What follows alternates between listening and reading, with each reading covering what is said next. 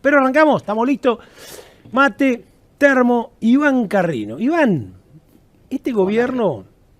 A ver, mira, te la voy a hacer más complicada la pregunta, porque la pregunta simple sería, ¿este gobierno va a seguir usando las mismas fórmulas berretas de siempre, que te doy un ibupirac, después te pongo un poquito un termómetro, después vuelvo y en realidad cada vez te vas enfermando más? O, y acá te meto un ingrediente político,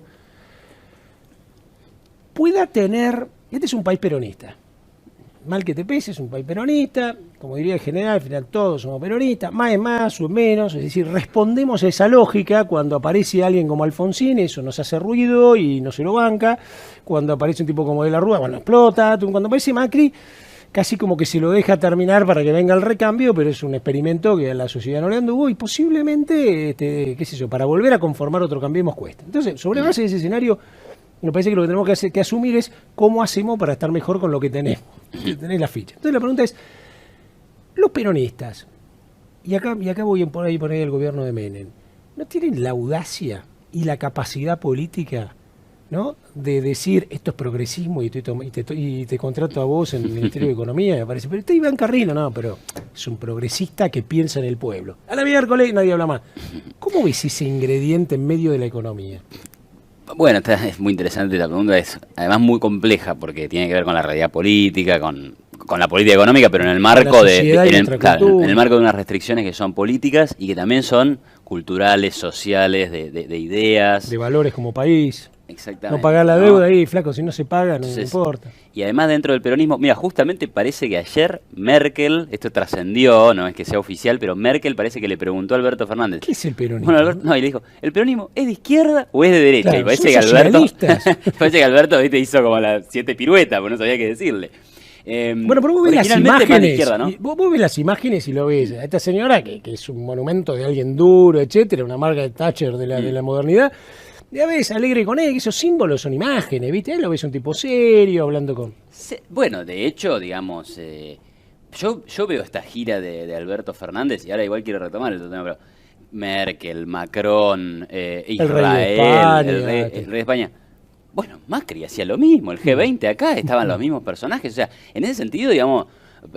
No parece haber diferencias. Si fuera Macri que lo está haciendo, diríamos, mirá, esto. Y fíjate vos, desde la economía, lo paradójico. Te juntaste con el mundo occidental, civilizado, en 2016 para que te presten plata. Ahora te juntás con ellos para que te perdonen la deuda, digamos. Y finalmente, la verdad, la política es cero relevante en este asunto. Si te apoya Merkel o no, el que importa es el que tiene el bono argentino y si te va a aceptar el canje o no. Ahora, volviendo, digamos... Pero son señales que sirven o no. Bueno, que vos, por ejemplo, salgas al mundo, los mercados miren, che, flaco, a ver, los tipos importantes le dan bola. Se junta con la directora general del Fondo Monetario Internacional, Guzmán, y la fondo le dice, está bien, hay que negociar porque hay que pensar también en los pobres. ¿Qué sé yo? ¿Viste? Vos ves, son señales. Son a ver, Kicillof, un tipo complicado, agarpó la deuda al final, hubiera sido un despelote. Sí, son señales, obviamente, son mejores estas señales que tal vez otras, sin duda. Si lo tuvieras Alberto levantando copas con Maduro y Evo Morales, sería obviamente todavía peor. Pero bueno, no son las que definen las cuestiones, ¿no? Ahora, volviendo a esta cuestión peronista y cultural... Sí. El peronismo, yo diría que originalmente sí fue un movimiento más de izquierda en términos de redistribución del ingreso, aumentos de los salarios desde la imposición gubernamental y demás, pero también el peronismo en 1952 metió un ajuste fiscal y monetario para bajar la inflación que él mismo había generado, ¿no? Después tuviste el peronismo de Menem, y después tuviste el peronismo de Cristina, que fue un regreso a ese primer peronismo absolutamente intervencionista y demás. ¿Qué quiere la sociedad? Es difícil saberlo, ¿no? Pero bueno, es verdad que hay restricciones. Por ejemplo, al gobierno de Macri, cuando hizo un cambio que era realmente marginal en una fórmula de actualización de las jubilaciones, fue, primero, un conflicto en la calle. Pero además, si bien la ley se aprobó en el Congreso y la aprobaron peronistas, radicales y demás partidos, en términos de opinión pública, era un castigo permanente, ¿no? ¿Cómo va a tocar a los jubilados? Y una de las primeras medidas que tomó Alberto Fernández fue congelar esa fórmula de actualización, es decir, la eliminó por completo y ahora dice, bueno, vamos a ver qué hacemos con ese tema. Bueno, ahí me das la razón vos. Sí, o sea... ¿Hubo conflicto? No. ¿Tiraron alguna piedra? No. ¿Se aprobó? Sí. El peronismo por eso tiene te digo, facilidad. si Alberto Fernández se para, mira la cámara y dice: Iván Carrino va a ser mi nuevo ministro de Economía. No, te empiezan a buscar de pronto, este flaco es hiperliberal, esto, lo otro, está neceado de no sé cuánto, que todo el otro. Un chico inteligente, capaz, una persona que ha entendido el progresismo, etcétera. Y vos subís y todo el mundo Gardel te van a aplaudir. Vos decís, viste, vas a ser el ídolo de los liberales. No creo que se llegue a un punto similar a ese. Yo voy a guardar digamos, esta nota, pero, a ver si todavía no. Pero bueno, sí lo puede hacer gente como, bueno, Guzmán. O sea, quiero decir, las caras van a tener que ser las de ellos, pero no necesariamente. Pero pueden tener en el equipo gente relativamente inteligente que piense estas cosas, ¿no? Y hoy por hoy, digamos, en materia fiscal, el gobierno muestra por lo menos voluntad de equilibrar las cuentas públicas. No de la manera que a mí me gustaría. O sea, el gobierno lo que está haciendo es pasándole la factura del desajuste del gasto público, o sea, del despilfarro público, le está pasando la factura al contribuyente. O sea, acá esto ha sido un impuestazo, el sablazo tributario, ¿no? Vos tenés dos maneras de resolver un problema de desajuste fiscal si no querés endeudarte y si no querés emitir, que es bajar el gasto o subir los impuestos. Ahora, el problema de la Argentina es que recauda poco. Yo te diría, mirá, la recaudación tributaria en términos del PBI subió de más o menos 20 a 35% del PBI. Son 15 puntos. O sea, recauda mucho, pero de pocos. Sí. Y tiene, por el otro lado, un volumen grande de gente que necesita esos recursos. Por eso cuando uno lo mira desde por ahí desde un gráfico, ¿no? Y vos decís, a ver, vos tenés un gasto enorme. Si llegás a cortarlo, por lo menos cortarlo en la magnitud que hace falta, porque acá tenés que cortarlo muy fuerte, lo máximo que ha podido hacer él políticamente es esto. Cuando Macri ha querido hacer más, no pudo. ¿Viste? Empleados públicos, el gobierno jubilaciones. El gobierno anterior, digamos, en los primeros 2 años el gasto público lo aumentó en términos del PBI, es decir, creció más el gasto de lo que creció la economía. Y eso después le pasó una factura. Claro. Claramente que... ¿Y lo tuvo que pagar con qué? Bueno, con deuda, con el endeudamiento, que terminó en una crisis de deuda, ¿no? Ahora, claramente el grueso del aumento del gasto tuvo que ver con la gestión kirchnerista, que llevó el gasto de 27 a 47, o sea, aumentó 20 puntos de producto. O sea que países europeos también han aumentado el gasto público y el peso del Estado sobre la economía en alrededor de 20 puntos del PBI. La diferencia es que ellos lo hicieron en 70 años de historia, claro, y nosotros en 10. Claro. Entonces, bueno, ahora, Macri en los primeros 2 años continúa esa tendencia, eso genera un fuerte nivel de endeudamiento y como no convenció de que efectivamente iba a hacer las reformas estructurales necesarias para que la Argentina recupere su productividad y pueda pagar esa deuda en el futuro, tuviste una crisis de deuda.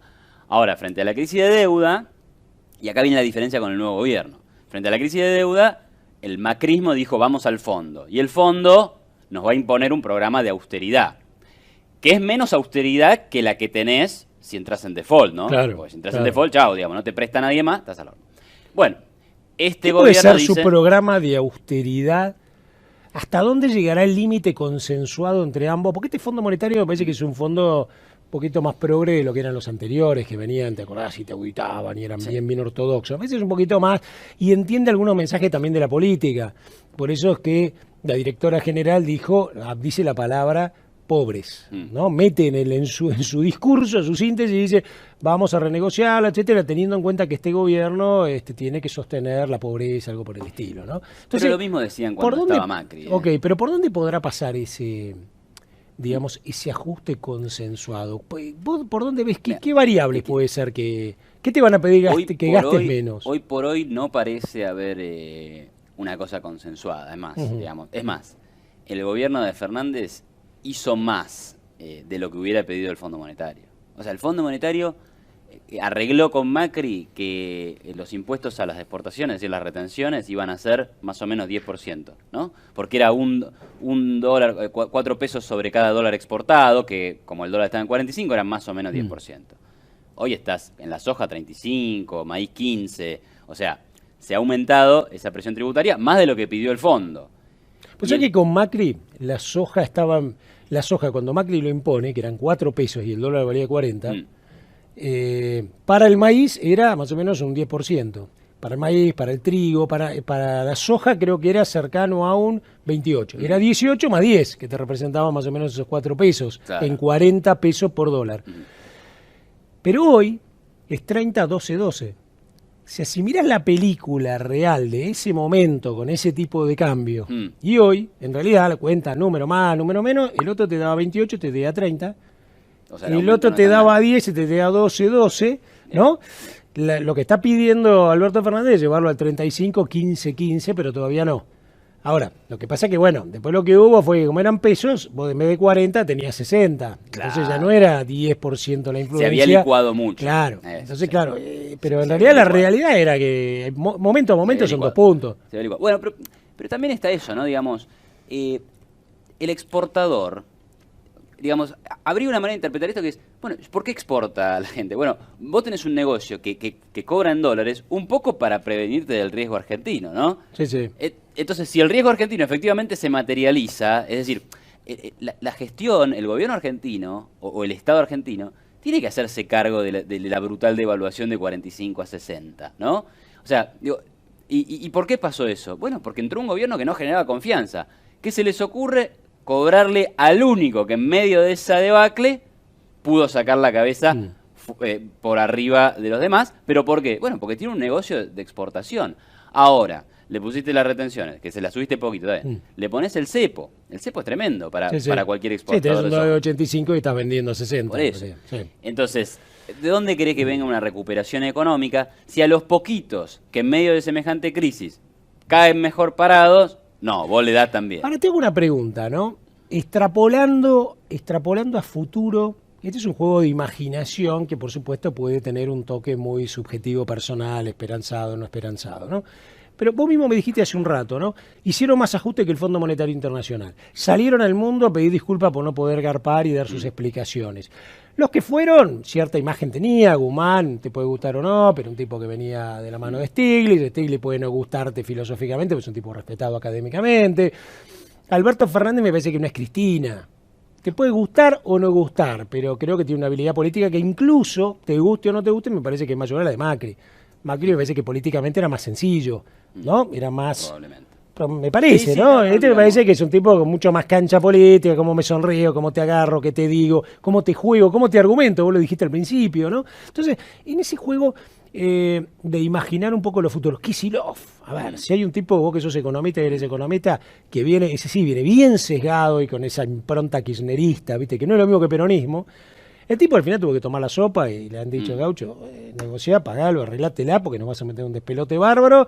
Y, viste, bajó el riesgo país un poquito, subieron los bonos. Entonces la pregunta que te hago es, toda esa mezcla de cosas que más o menos están bien hechas, por más que los actores no sean los que más te gusten. Porque yo creo que Macri también hubiera llevado la retención y le hubiera dicho al campo, perdónenme, como hizo en un momento, se la sacó y después se la puso, ¿no? Entonces la pregunta que te hago es, con ese mismo nivel de audacia, extrapolando algunos componentes de la era de Menem, imaginando un peronismo que se da cuenta que el país está complicado y que esto no puede durar mucho, porque vas a tener tractorazo, vas a tener despelote, la gente no será capaz de hacer medidas económicas basadas en su fortaleza y su capacidad política. Es un juego de extrapolación, y por eso te pido vos como economista... uno dice cuántas cosas están bien hechas.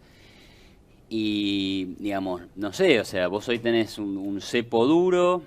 ¿Podías no tenerlo? Si a vos te llama y te dice, depende Carrino, de tu programa, ¿usted se anima a liberar el cepo? Depende de tu programa económico. O sea, además vos siempre podés tener un cepo, digamos, bancándote las consecuencias, digamos, ¿no? Te quedás sin $1, ¿no? Por eso, vos podés no tener cepo y bancarte las consecuencias.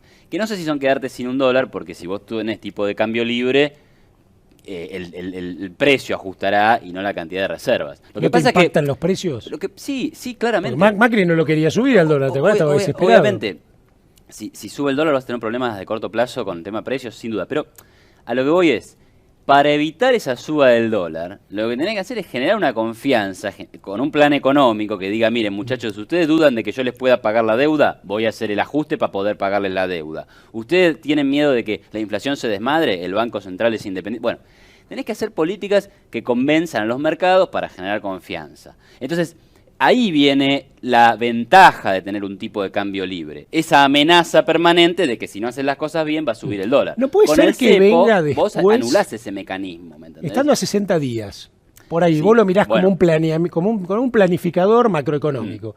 Yo te digo, ¿no será que esto es como si fuera yo tuviera un año de medicina, ¿no? Entonces era como un enfermo, viste, que el tipo lo traes un choque, un accidente fatal, viene con los brazos partidos, me dice, muchachos, tráiganos la guardia, vamos a estabilizarlo, mantengamos cardíaca, en transfusión de 3 litros de sangre, esto, lo otro, y viene uno y dice, che, pero mira que tiene el dedito roto, Gaucho, ese se lo vamos a operar dentro de una semana. Primero lo tengo que estabilizar. Perfecto, ahora, volviendo. La estabilización esta estabilización, este momento, estos 50 días, tuvieron cepo duro, impuesto a la compra de dólares, aumento, por ahí no tan grueso, pero aumento de retenciones, coquetear con el default. Desde el punto de vista de la política monetaria, fuerte y agresiva reducción de las tasas de interés, emisión de dinero para financiar al fisco. Yo no sé si eso te estabiliza la economía. Y ahí déjame que vuelva un caso histórico de la Argentina, que justo estuve repasando un poquito la historia y me parece que es interesante, ¿no? En el año 58 asume Frondizi en una posición política medio débil porque estaba proscrito el peronismo, pero aparentemente hace un pacto con el peronismo, o con Perón mismo, y el pacto es, mira, flexibilizame todas las restricciones que los militares le pusieron a los sindicatos, porque si no... Y entonces, se lo flexibilizó tanto que ganó Framini como gobernador de la provincia de Buenos Aires, y ahí donde los militares dicen, no, hasta acá llegaste. Bueno, ese dato no lo sabe, pero... Se reúne con el Che Guevara en su casa, ¿sí? Imaginad, él los mató a todos los milicos. Pero bien al principio Frondizi, ¿qué hace? Dice, como que libera las paritarias, y además aumenta el gasto público, aumenta la emisión monetaria, con este plan de vamos a reactivar la economía rápidamente, el consumo. ¿Qué pasó? El 29 de diciembre del año 58, o sea, hacia el final de ese año, viene el ministro de Economía y hacen un plan de ajuste ortodoxo, fiscal, monetario, digamos, que además liberan el tipo de cambio, salen del cepo, que había un cepo en ese momento, y el Sogaray entra 6 meses después. Y la inflación en el 59, producto de que saliste del control de cambios, se fue a 120%, pero después bajó hasta 8%. O sea, una cosa, un plan, y con la economía creciendo al 8 y al 9%. O sea, el plan de ajuste, de atacar al enfermo, fue el de fines del 58, que fue el plan ortodoxo de bajar la emisión monetaria, bajar el gasto. Se echaron empleados de la administración pública en una magnitud fuerte, ¿no? No, pero vos ponete a pensar en la Argentina de hoy. Yo de nuevo, si vos me decís, vos sos mi ministro de Economía y yo soy Alberto Fernández, y te digo, ahí está la Cámara.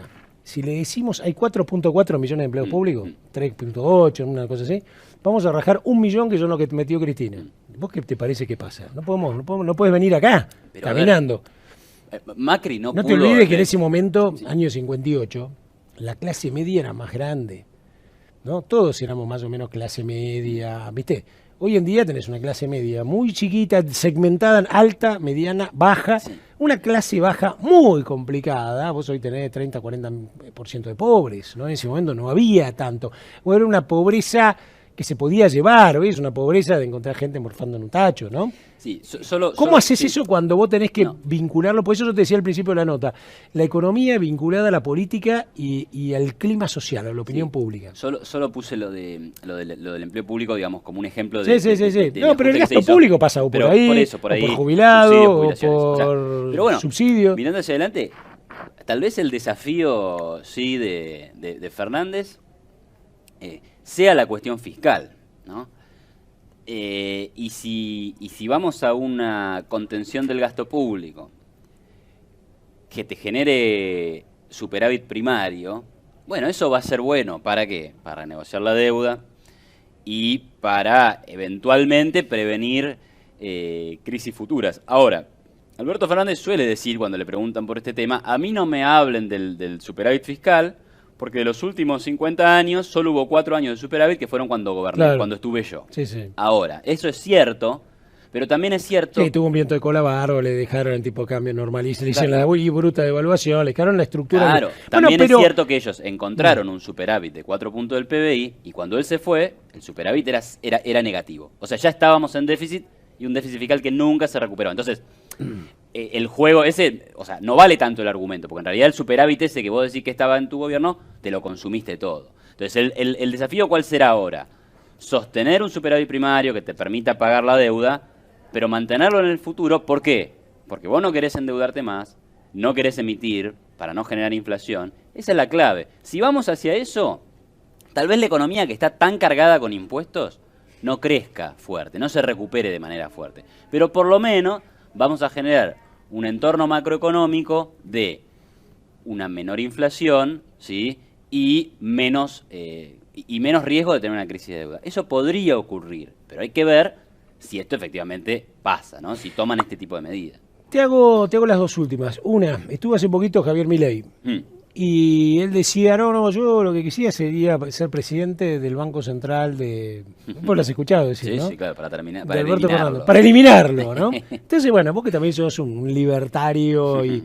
¿Se puede eliminar el Banco Central en un país como la Argentina? Por eso digo, me parece que hay cosas que yo no sé si son shock o si de repente requieren su tiempo para ir armándolo, ¿no? Mira, en la etapa de los... Acá se discutió si había que crear un Banco Central, porque antes de... Creo que se fundó en el 35, por ahí digo mal, y después se terminó estatizando. Pero se discutía si había que tener un Banco Central o no, y eran los diputados socialistas, creo que Juan B. Justo, los que se oponían a eso, porque decían que eso iba a generar mucha inflación. Después, ¿quiénes están más a favor de terminar con los bancos centrales? Los economistas de la escuela austríaca, digamos, ¿no? Los que han seguido las enseñanzas de Ludwig von Mises, de Friedrich Hayek, Rothbard, y hoy en la actualidad muchos dicen, tendríamos que ir a un sistema donde el Banco Central no exista y el dinero sea creado por instituciones privadas o volvamos al patrón oro. Hasta Milton Friedman, que no venía de esta corriente, un tipo más de la escuela de Chicago, en varias oportunidades dijo, para ciertos países, para ciertas circunstancias, la verdad es que lo mejor sería no tener Banco Central. Entonces, digamos, no es una cosa estrafalaria. Lo que pasa es que sí, muchos dolarizar ejemplos es no prácticamente no tener Banco por Central. eso. Una alternativa es dolarizar. Ecuador está dolarizada y en materia de inflación no le va mal. Ahora, como no han hecho las cosas bien en materia fiscal, tienen un riesgo país muy alto, problemas de deuda y una economía que hoy por hoy se ha estancado mucho. Panamá sí que es un ejemplo exitoso. Panamá directamente no tiene Banco Central y usan los ciudadanos. Tiene una economía muy especial, ¿no? Y, a ver, eso de quita a todos lados. Sí, bueno, pero ha generado es una economía real que vos digas. No sé, tiene bancos internacionales, es un hub de negocios donde se concentra toda América Latina. Y es un país, digamos, sin Banco Central, que obviamente usan el dólar, pero espontáneamente los ciudadanos han decidido usar el dólar, y no tienen inflación y es una economía que crece. Ahora bien, listo, ¿cómo funciona en general en los países del mundo? Hay bancos centrales y los bancos centrales hacen las cosas medianamente son normales. Totalmente independientes y ordenados. Te hago la otra. ¿Vos te imaginás a lo mejor, no? Y esto lo dejamos grabado, le decimos a la gente, miércoles 5 de febrero de 2020, ¿no? De nuevo en esta hipótesis que yo estoy tratando de plantear con vos. ¿No habrá un momento así como fueron los ciclos evolutivos de cada uno? Menem no arrancó tan bien y tuvo más bolón, que es más, creo que muchos, si te pones a pensar, no arrancaron tan como lo planteaste vos al principio, ¿no? Tan duro, ordenado y de una manera, qué sé yo, que podía haberlo hecho Macri a lo mejor también. Entonces la pregunta que te hago es, ¿este gobierno no tendrá ahí en la gatera a su Domingo Cavallo? En un Melconian. ¿No? Melconian siempre me sonó como esa figura lo suficientemente ortodoxo, heterodoxa, capaz de comunicar muy fácilmente en el idioma del de arriba, el del medio, del de abajo, de debatir con muchos progresistas. Como si yo te dijera, yo creo que un Alberto Fernández perfectamente podría llevar a un tipo como él, que tiene casi la misma edad. En general, los Melconian, los Cavallo, fundamentalmente los Cavallo, porque fue ministro, ¿no? Los Cavallo, los Alzogaray, aparecen en el momento en el que el plan heterodoxo no funcionó, las variables se desmadraron y hay que traer a alguien que genere por su sola presencia buenas expectativas y después que hagan, que obren en consecuencia, ¿no? Entonces yo te diría que para darnos cuenta de si eso puede ocurrir o no, lo que hay que mirar es cómo empiezan a dar los números fiscales. Hay que mirar los números fiscales del gobierno, ver si efectivamente todas estas medidas están generando un superávit o van a generar un superávit, y después ver cómo sale la negociación de la deuda. Si ambas cosas... La negociación de la deuda, a la vez que puede andar bien, hasta ahora viene mostrando buenas... Y acá me parece otra variable también, ¿no? Yo creo que del otro lado saben que le tiene que ir bien. Si vos sos director del Fondo Monetario Internacional y tenés un problema grave como un país, después que le diste un montón de guita y es el 40 y pico % de tu deuda, vos sos parte también del problema, ¿no? A veces yo lo siento también con los bonistas, un tipo que puso al 19-20% en dólares y en Estados Unidos te dan uno, Gaucho, si pusiste al 20% acá, tenías riesgo, tenés que sentarte y negociar, me parece, ¿no? Los acreedores seguramente estén dispuestos a aceptar alguna quita, alguna renegociación de intereses, por esto que vos decís, porque invirtieron en títulos que realmente rendían mucho y hoy, aunque te quiten, Igual ganaste un van montón a de seguir guita. rindiendo mucho.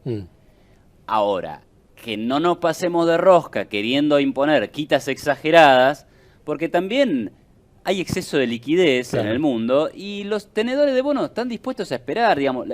Los bonos argentinos en las carteras de los inversores internacionales representan muy poca cosa. O sea que si eventualmente querés ir al default y el tipo dirá, bueno, he hecho a pérdida esto que era el 5% de mi cartera. Entonces, no se puede jugar tanto con eso. ¿Hay espacio para una relación? Sí.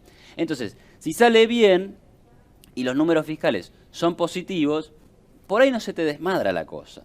Ahora, si sale mal y encima con todo este ajuste que estás haciendo no te dan los números fiscales, ahí será preocupante. Por ahí empezás a tener suba el riesgo país, presiones cambiarias, suba de la brecha, más inflación, y viene una especie de Melconian a poner las cosas en orden. Hay que ver si eso es digerible políticamente también, ¿no? Tengo la última, Iván, que es la parte que a mí siempre me destroza la cabeza, ¿no? Yo soy un tipo que, más que mirar el costo, me gusta mirar la facturación. Hay tipos que miran el costo, auditan el costo y el costo más bajo, qué sé yo. También me parece bárbaro, ¿no? Yo creo que la combinación es ideal. A mí me encanta la facturación.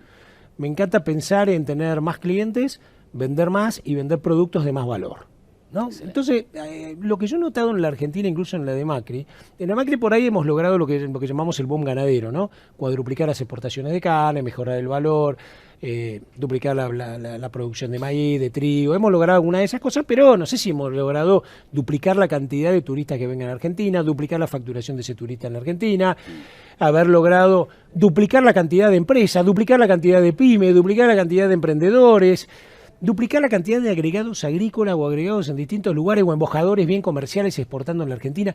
Esa parte que es vender y facturar. ¿Es muy complicado hacerlo en un país?